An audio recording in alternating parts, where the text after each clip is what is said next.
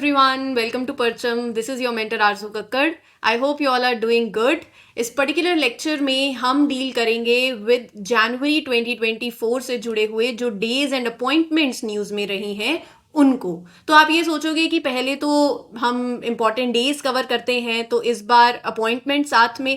देखो, पहले मैं आपको बता देती हूँ, ये जो जनवरी 2024 मतलब जनवरी मंथ के जो करंट अफेयर्स हैं जिन्हें हम कैटेगरी वाइज करते हैं, तो इस बार होंगी 5 वीडियोस, लेकिन कुछ भी छूटेगा नहीं। मैं आपको बताती हूँ कैसे। पहले हम बुक्स, अवार्ड्स, ऑबिचरीज, अपॉइंटमेंट साथ में करते थे। अब क्या होगा, इस पर्टिकुलर सेशन में डेज और अपॉइंटमेंट्स को क्लब कर दिया है। तो इस लेक्चर में आपके डेज एंड अपॉइंटमेंट्स हो गई। अगला जो लेक्चर आएगा उसके अंदर हम बुक्स, अवार्ड्स और ऑबिचरीज देख लेंगे। थर्ड जो लेक्चर आपको मिलेगा उसके अंदर हम आपकी state news plus science and tech plus defence ये एक साथ कवर कर लेंगे। फोर्थ लेक्चर के अंदर आपकी नेशनल न्यूज हो जाएगी और फिफ्थ लेक्चर के अंदर आपके इंडेक्स, स्पोर्ट्स और जो इंटरनेशनल न्यूज है वो सारी कवर हो जाएंगी। राइट, तो इस तरीके से 5 लेक्चर्स होंगे जिसके अंदर आपके जो मंथली करंट अफेयर्स में जनवरी से डील करते हुए करंट अफेयर्स हैं वो कवर होंगे। सो आई होप अब आपको पता चल गया है कि कैसे आपको 5 कैटेगरीज में करंट अफेयर्स सारे आपके कंप्लीट करवा दिए जाएंगे जो जनवरी से जुड़े हुए हैं। सेशन की जो मैगजीन है, मंथली करंट अफेयर मैगजीन, जो वीकली मैगजीन्स आती हैं वो आप perchamclasses.in से ले सकते हो, और जो डेली करंट अफेयर पढ़ते हो उसका भी पीडीएफ आपको परचम का जो टेलीग्राम चैनल है वहां मिल जाता है। परचम ऐप से आप ये सब्सक्रिप्शन ले सकते हो, जनवरी से दिसंबर 2024 करंट अफेयर्स का सब्सक्रिप्शन, जिसमें जैसे जैसे हम सेशन करते जाते हैं ऑटोमेटिकली यहाँ पर आपकी पीडीएफ ऐड होती जाती हैं। डेली, वीकली, ईयरली, 6 मंथ सारी पीडीएफ यहाँ पर आपको मिल जाती है। परचम ऐप से आप ये सब्सक्रिप्शन ले सकते हैं।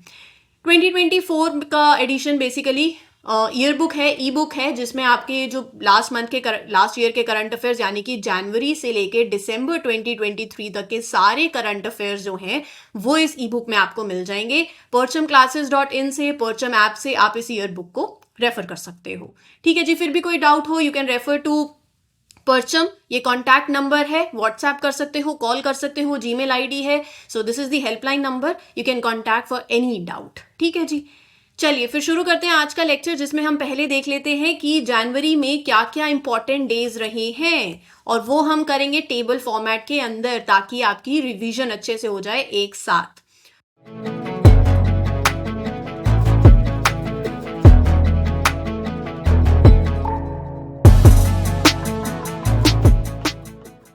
फर्स्ट जनवरी नया दिन, तो यहां पर 1 जनवरी को क्या होता है, चलो मैं ना पहले ये कलर चेंज कर देती हूं क्योंकि यहां पर थोड़ा आपको डार्क दिखेगा। 1 जनवरी को होता है 66th डीआरडीओ फाउंडेशन डे। अच्छा, चेयरमैन कौन है डीआरडीओ के? Doctor Sameer V Kamat. और डीआरडीओ कब फाउंड हुई थी? 1958 में। फिर हम आते हैं 9 जनवरी। 9 जनवरी को क्या होता है? प्रवासी भारतीय दिवस, एनआरआई डे भी बोलते हैं। जो ओवरसीज इंडियन कम्युनिटी है जिन्होंने दे हैव मार्क द उनका जो कंट्रीब्यूशन रहा है in the development of India, तो उसको मार्क करने के लिए ये पर्टिकुलर दिन ऑब्जर्व किया जाता है। 2003 से इसको ऑब्जर्व कर रहे हैं। और 1915 के अंदर 9 जनवरी वो दिन था, 1915 में बेसिकली जब महात्मा गांधी इंडिया आए थे साउथ अफ्रीका से। So it marks Mahatma Gandhi's return also to India from South Africa in 1915। ठीक है जी, फिर अगले दिन यानी कि 10 जनवरी को होता है वर्ल्ड हिंदी डे। इस बार की थीम क्या थी? Hindi, bridging traditional knowledge and artificial intelligence. 10 जनवरी 1975 को पहली हिंदी कॉन्फ्रेंस हुई। कहां पर? महाराष्ट्र में, नागपुर में। और वर्ल्ड हिंदी डे 2006 से सेलिब्रेट किया जा रहा है। ठीक है, फिर आता है अपना 11 जनवरी। 11 जनवरी डेथ एनिवर्सरी होती है लाल बहादुर शास्त्री जी की। 1966 के अंदर ही पास्ड अवे। कहां पर? ताशकेंत, उज्बेकिस्तान के अंदर।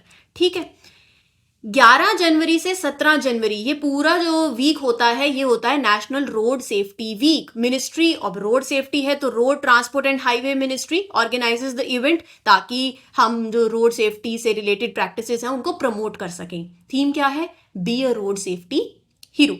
ठीक है जी, फिर आता है 12 जनवरी। 12 जनवरी को आपका दिन होता है नेशनल यूथ डे होता है। इस दिन बर्थ एनिवर्सरी होती है स्वामी विवेकानंद जी की। गवर्नमेंट ऑफ इंडिया ने डिक्लेयर किया नेशनल यूथ डे 1984 के अंदर, और 1985 से फिर हर साल इसे अक्रॉस द कंट्री सेलिब्रेट किया जाता है। फिर उसके बाद आता है 10th से 18th ऑफ जनवरी। ये जो वीक है स्टार्टअप इंडिया इनोवेशन वीक होता है। ये कौन ऑर्गेनाइज करता है? Department for promotion of industry and internal trade, under which ministry? Ministry of commerce and industry. 15th of January को क्या होता है? 15th ऑफ जनवरी को होता है आर्मी डे। तो इस बार वाला 76th आर्मी डे था। आर्मी डे परेड हुई कहां पर? लखनऊ के अंदर। 15th जनवरी 1949 का जो साल था, ये टाइम था जब general KM. Cariappa took charge of Indian army और बने पहले commander in chief of independent India. ठीक है, याद में रखना। इंडियन आर्मी 2024 को ऑब्जर्व करेगी as year of technology absorption. आगे बढ़ते हैं। 16th ऑफ जनवरी को होता है नेशनल स्टार्टअप डे। ऑब्जेक्टिव क्या है? To promote and encourage upcoming businesses in the country. आपके पास आइडिया है, उसको अगर नर्चर करा जाए तो जो असिस्टेंस है वो दी जाए, बिजनेसेस को हेल्प किया जाए कि वो ग्रो हो, कि आप जॉब सीकर नहीं बनो, जॉब प्रोवाइडर बनो, है ना। तो नेशनल स्टार्टअप डे होता है 16th ऑफ जनवरी को। 15th जनवरी 2022, इस दिन प्राइम मिनिस्टर मोदी ने अनाउंस किया था कि अब 16th ऑफ जनवरी से हम स्टार्टअप डे ऑब्जर्व करेंगे। ठीक है। अच्छा, अगर आप एसएससी के लिए टारगेट कर रहे हो तो टेंशन मत लेना, क्योंकि परचम आपके लिए लेकर आ गया है ये जनरल अवेयरनेस का कोर्स, जिसके अंदर आपकी polity, economy, history, science, geography, static, GK, हर एक चीज कवर हो जाएगी। रिकॉर्डेड लेक्चर्स होंगे, डाउनलोडेबल पीडीएफ होंगी, पीडीएफ से पढ़ो, कोई डाउट हो फिर भी आपके पास लाइव प्रॉब्लम सॉल्विंग सेशंस होंगे, डिटेल प्रीवियस ईयर क्वेश्चंस की डिस्कशन यहाँ पर होती है, और 10 मॉक पेपर्स भी आपको दिए जाएंगे ताकि आप सॉल्व करें। तो if you want to avail तो आप इसको भी रेफर कर सकते हो। ठीक है जी।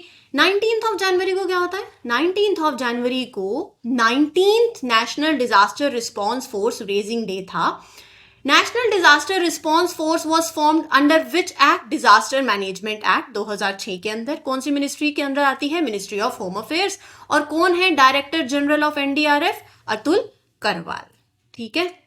फिर 21st ऑफ जनवरी को त्रिपुरा, मणिपुर और मेघालय, तो ये 3 स्टेट्स के नाम ध्यान में रखिएगा, त्रिपुरा, मणिपुर और मेघालय, फाउंडेशन डे होता है 21st ऑफ जनवरी। तो इस दिन तीनों स्टेट्स फुली फ्लेज स्टेट्स बन गई थी under north eastern act of 1971। ठीक है। 23rd जनवरी को क्या होता है? पराक्रम दिवस। पराक्रम दिवस को और क्या बोलते हैं? वेलोर डे। ठीक है। क्या होता है इस दिन? बर्थ एनिवर्सरी होती है किसकी? नेताजी सुभाष चंद्र बोस की। और ये वाली बर्थ एनिवर्सरी जो थी वो थी 127th। 24th ऑफ जनवरी को ये 3 और भी दिन होते हैं। एक तो होता है इंटरनेशनल डे ऑफ एडुकेशन। इस बार की थीम क्या थी? Learning for lasting peace. अच्छा, national education day in India कब होता है? ये तो है इंटरनेशनल डे ऑफ एडुकेशन। हमारा नेशनल डे एडुकेशन डे होता है 11th ऑफ नवंबर, हम ऑब्जर्व करते हैं। फिर उत्तर प्रदेश फाउंडेशन डे भी 24 जनवरी को होता है। थीम क्या है? Uttar Pradesh rich spiritual and cultural heritage. फिर 24th ऑफ जनवरी को गर्ल चाइल्ड डे भी होता है। ये इनिशिएट किया था ministry of women and child development ने 2008 के अंदर as part of Beti Bachao Beti Padhao. Girl child save करो और उन्हें पढ़ाओ भी सही। ठीक है, एडुकेट गर्ल चाइल्ड। फिर आते हैं 25th of January. 25th of जनवरी को होता है टूरिज्म डे। थीम क्या है? Sustainable journeys, timeless memories. अच्छी अच्छी मेमोरीज क्रिएट करते हैं ना, घूमने जाते हैं तो इंडियन गवर्नमेंट ने सेलिब्रेट किया नेशनल टूरिज्म डे 1948 में। फिर उसके बाद 25th ऑफ जनवरी को और क्या होता है? Himachal Pradesh statehood day. यानी कि इस दिन 1971 में हिमाचल प्रदेश 18th स्टेट बन गई थी इंडिया की। देखो ऐसे याद कर लो कि 25th ऑफ जनवरी को टूरिज्म डे होता है और घूमने का मन कर रहा है, अभी तो बर्फ भी पड़ गई है, तो हिमाचल प्रदेश, तो टूरिज्म डे और हिमाचल प्रदेश का जो स्टेटहुड डे है एक ही दिन होता है। घूमने चले जाते हैं ना, मनाली चले गए, शिमला चले गए, तो वो अपना Himachal Pradesh statehood day 25th of जनवरी को, टूरिज्म डे भी 25th ऑफ जनवरी को। 25th को 14th नेशनल वोटर्स डे भी होता है। अब सिर्फ घूमने से बात नहीं बनेगी, आपका एक और काम भी है जो आपको करना है, वोट भी डालना है। एक वोट की कीमत तुम क्या जानो, तुम्हें तो जाननी है, क्योंकि इस बार की थीम क्या थी? Nothing like voting, 1 vote for sure. 2011 से हम ये दिन सेलिब्रेट करते आ रहे हैं और इस दिन it marks the foundation of election commission of India. 25th of January ही है वो 1950 when election commission of India was founded. 26 जनवरी सबको पता है रिपब्लिक डे, ये 75th रिपब्लिक डे था। इस बार के चीफ गेस्ट थे फ्रेंच प्रेसिडेंट इमैनुअल मैक्रोन। और 2024 की जो ट्विन थीम्स थी वो कौन कौन सी थी? विकसित भारत और भारत लोकतंत्र की मातृका। 26 जनवरी को इंटरनेशनल कस्टम्स डे भी होता है। थीम क्या है? Customs engaging traditional and new partners with purpose. 26 जनवरी को क्लीन एनर्जी डे भी होता है, इंटरनेशनल वाला, तो ये ध्यान में रखना है। 2023 में ही यूनाइटेड नेशन जनरल असेंबली ने अभी डिक्लेयर किया था कि हम 26 जनवरी को international day of clean energy जो है वो ऑब्जर्व करेंगे। और इस बार की थीम थी clean energy for people and planet. 2-3 बार इसको रिवाइज करोगे बहुत आसानी से चीजें याद हो जाएंगी।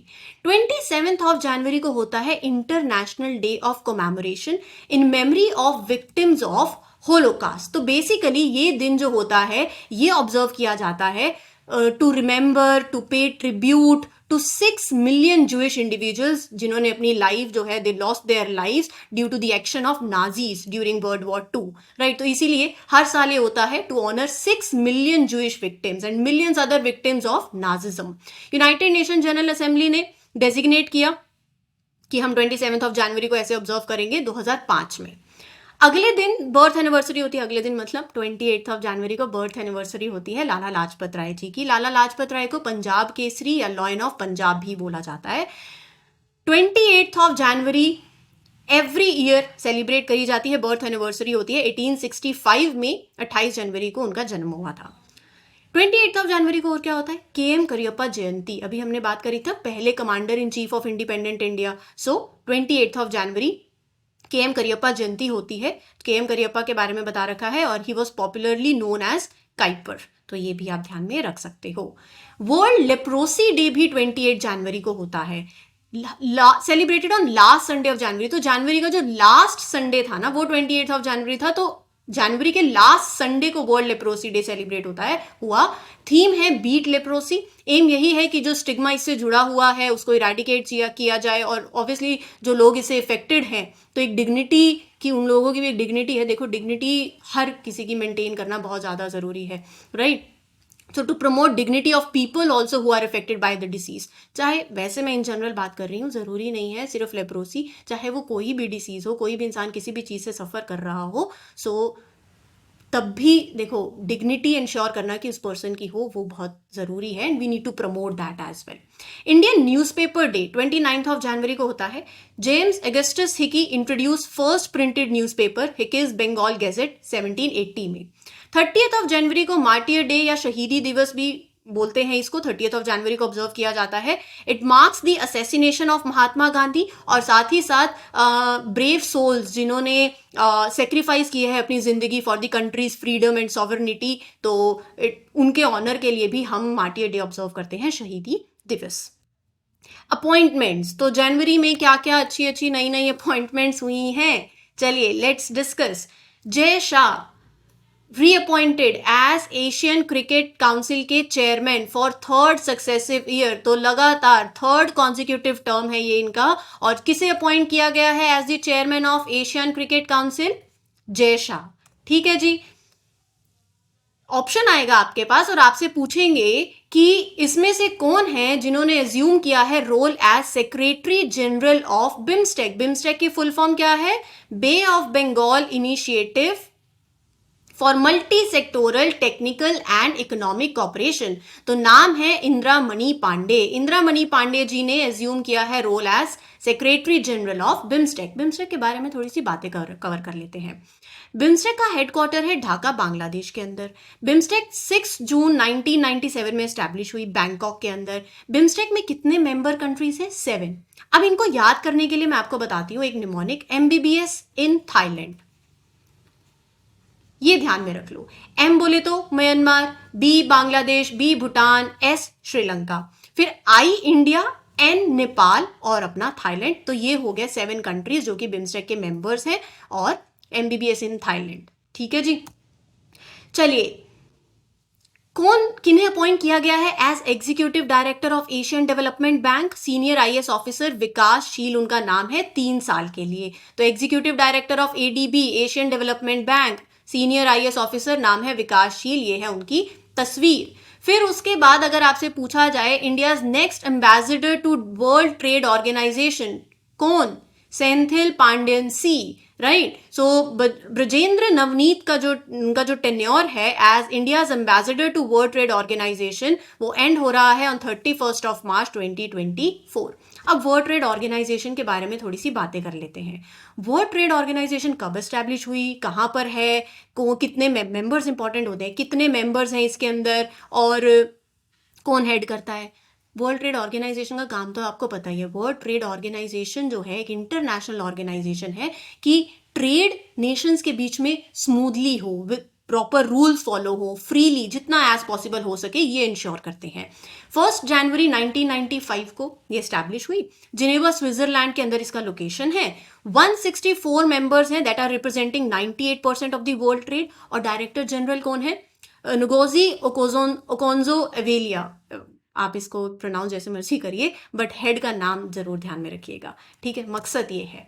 चलिए आगे चलते हैं। जिनकी आप तस्वीर देख रहे हो ये है श्रीनी चंदू पतला जी।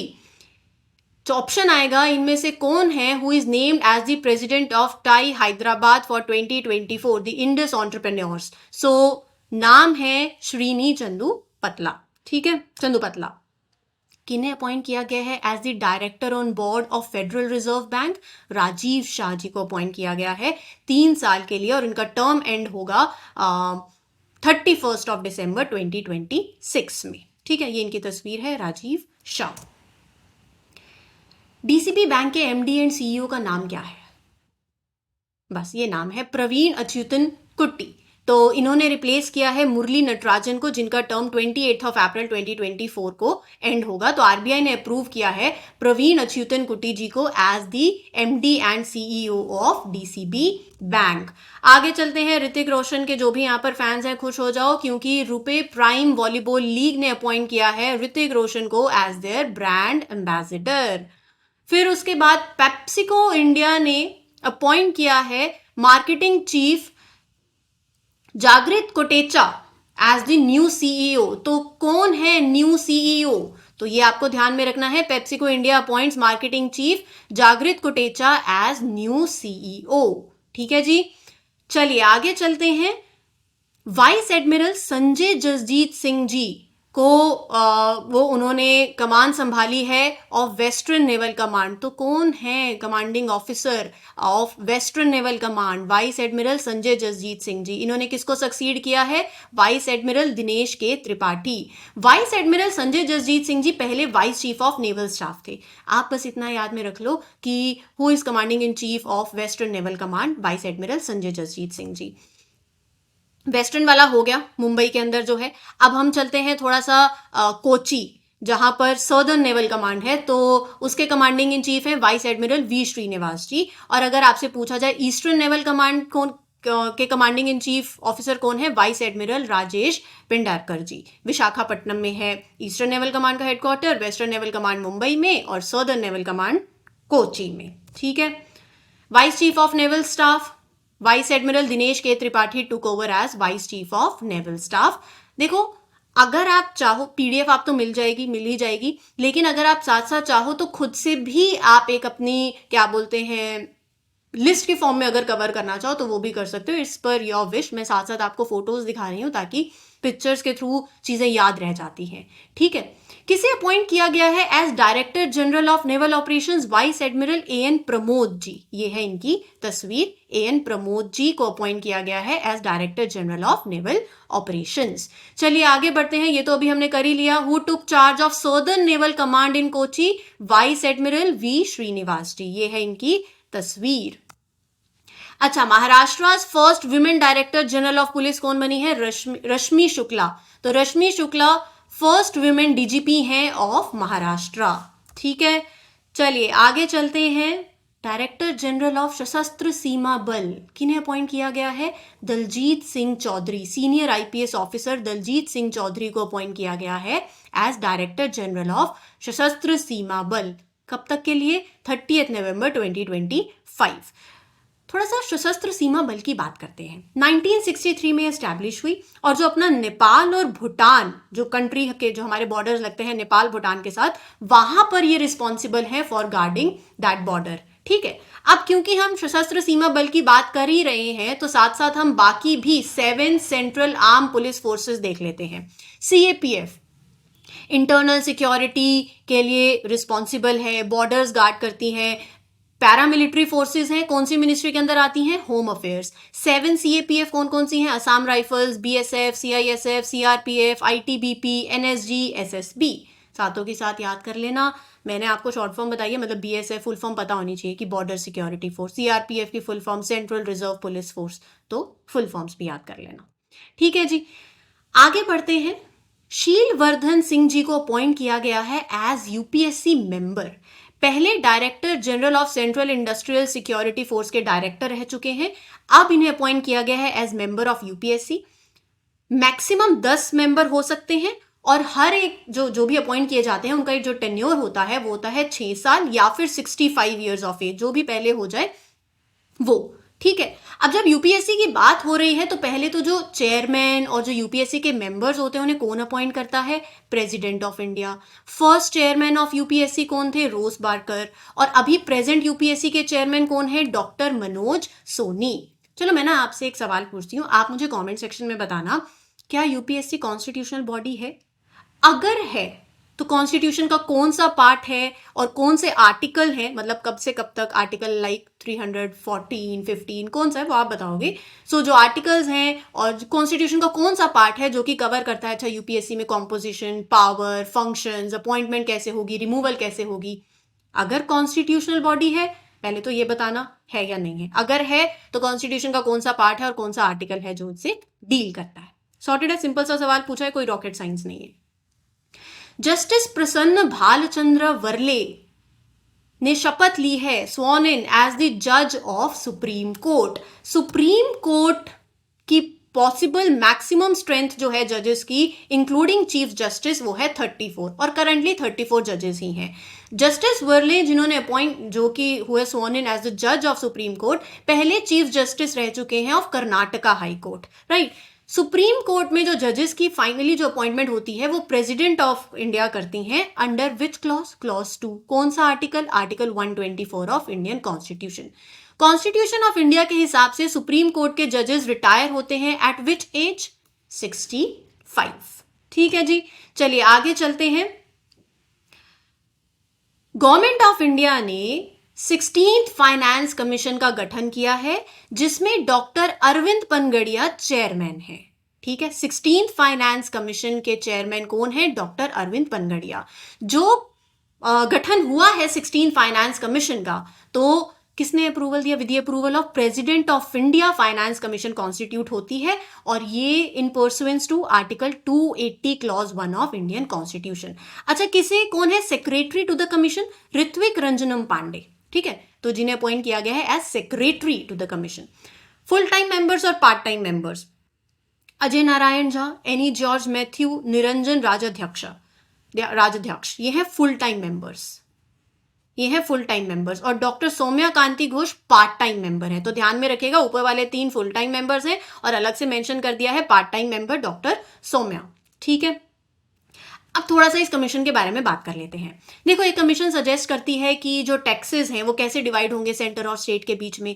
तो ये कमीशन जो है ना 2025 अक्टूबर 2025 डेडलाइन सेट हुई है, अपनी रिकमेंडेशन सबमिट करेंगी ताकि हम उसको बजट एक्सरसाइज जो 2026-27 वाला बजट होगा उसके अंदर इनकॉर्पोरेट कर सके, राइट। सो जो कमीशन है they will recommend the tax revenue sharing formula between centre and states for 5-year period beginning April 2026। 2025 में वो अपनी रिकमेंडेशंस देंगी ताकि 2026 में हम उसमें बजट में ऐड कर सके।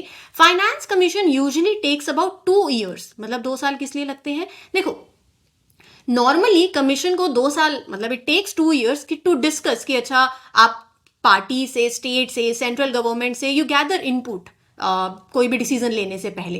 साथ ही साथ 16th फाइनेंस कमीशन जो है इट मे रिव्यू कि अभी फाइनेंस कैसे, डिजास्टर मैनेजमेंट एक्टिविटीज की फंडिंग हो रही है, कैसे फाइनेंसिंग हो रही है, वो एग्जामिन करेंगी कि अच्छा कितना money set aside under the disaster management act 2005, right. और फिर कहाँ पर इंप्रूवमेंट हो सकती है, ये सारे चेंजेस सजेस्ट करे जाएंगे. तो 16th finance commission may review the present arrangements, किस तरीके से फाइनेंसिंग हो रही है डिजास्टर मैनेजमेंट इनिशिएटिव्स की, with reference to the funds जो कि कॉन्स्टिट्यूटेड है अंडर डिजास्टर मैनेजमेंट एक्ट. और फिर उसके बाद अच्छा ये इंप्रूवमेंट हो सकती है, ऐसे अप्रोप्रिएट रिकमेंडेशन जो है फिर वो दे सकते हैं.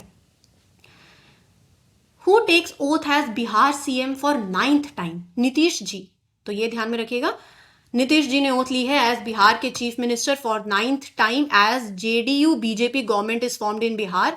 ओथ को एडमिनिस्टर किया गया है बाय गवर्नर. गवर्नर का नाम है राजेंद्र विश्वनाथ अर्लेकर. समर्थ चौधरी जी और विजय सिन्हा जी ने ओथ लिया है एज डिप्टी चीफ मिनिस्टर्स. तो कौन किसने डिप्टी चीफ मिनिस्टर की तरह ओथ लिया है? गवर्नर कौन है और चीफ मिनिस्टर कौन है? वो नीतीश कुमार जी. ठीक है जी. प्रेसिडेंट ऑफ इंडिया ने नॉमिनेट किया है श्री सतनाम सिंह संधू को टू राज्यसभा. पहले हम जान लेते हैं सतनाम सिंह संधू जी के बारे में. एडुकेशनिस्ट हैं, फिलेंथ्रोपिस्ट हैं, फाउंडर और चांसलर हैं चंडीगढ़ यूनिवर्सिटी के. अब जब नॉमिनेट किया है तो कौन सा आर्टिकल है इंडियन कॉन्स्टिट्यूशन का जो इसे डील करता है? आर्टिकल 80, जिसके तहत 12 members are nominated to the Rajya Sabha. कौन करता है? President of India. कितने टाइम के लिए? क्या टर्म रहता है? 6 साल. जिन्होंने कंट्रीब्यूशन करा हो, मतलब to arts, literature, education and social service, तो उन्हें नॉमिनेट किया जाता है. 12 मेंबर्स को नॉमिनेट कर सकते हैं. चलिए यहां पर अब हम देखते हैं जो हमने डेज कवर किए हैं ना, जनवरी मंथ में इंपॉर्टेंट डेज थे, तो उनकी एक रिवीजन ले लेते हैं. Let's go ahead. प्रवासी भारतीय दिवस कब होता है? 9th ऑफ जनवरी को. तो option D is the right answer. मतलब ऑप्शन ही नहीं देखने पड़े, जैसे ही बोले प्रवासी भारतीय दिवस सीधा आ जाए 9th जनवरी. नेशनल टूरिज्म डे कब होता है? सॉरी यहां पर आएगा अपना जनवरी. ठीक है, तो इसको कट कर दीजिए. 25 जनवरी को होता है नेशनल टूरिज्म डे. अब नेशनल टूरिज्म डे 25 जनवरी को होता है, ये मुझे पता चल गया. 25 जनवरी को और क्या होता है वो आप मुझे बताओगे कमेंट सेक्शन में. ठीक है, तो 25 जनवरी को और क्या होता है, साथ साथ बाकी जो ऑब्जर्व किया जाता है 25 जनवरी एज, कमेंट सेक्शन में बताना. इसमें से पहले तो ये देख लिया करो करेक्ट पूछा है या इनकरेक्ट. वो पूछ रहे करेक्ट बताना है, कौन सा पेयर करेक्ट है. वर्ल्ड हिंदी डे होता है 10th ऑफ जनवरी को, youth day 12th of January को, army day 15th of January को और startup day 16th of January को. मैं कह रही हूँ सारे सही हैं. हिंदी वाला डे 10th को होता है, यूथ डे 12th जनवरी को होता है, आर्मी डे 15th जनवरी को होता है, स्टार्टअप डे 16 जनवरी को होता है. सारे करेक्ट हैं. ठीक है, एक होमवर्क दूँ और. यूथ डे जो होता है इस दिन क्या होता है? किसी की बर्थ एनिवर्सरी होती है? किसकी होती है? अगर होती है किसकी होती है वो कमेंट सेक्शन में बताना. ठीक है. National disaster response force raising day is observed on 19th of January. और ये 19th ऑफ जनवरी इस बार it was 19th NDRF raising day also, अगर पूछ लिया जाए तो ऑप्शन सी. ठीक है जी. Parakram Diwas is observed on 23rd of जनवरी को होता है पराक्रम दिवस. ये है आपके लिए homework. Who among the following is appointed as director general of Sashastra Seema बल? 4 ऑप्शंस आपके पास हैं, दलजीत सिंह चौधरी, रमेश सिंह, प्रकाश चौहान या फिर none of the above. ABCD. इसका आंसर आप देंगे कमेंट सेक्शन में.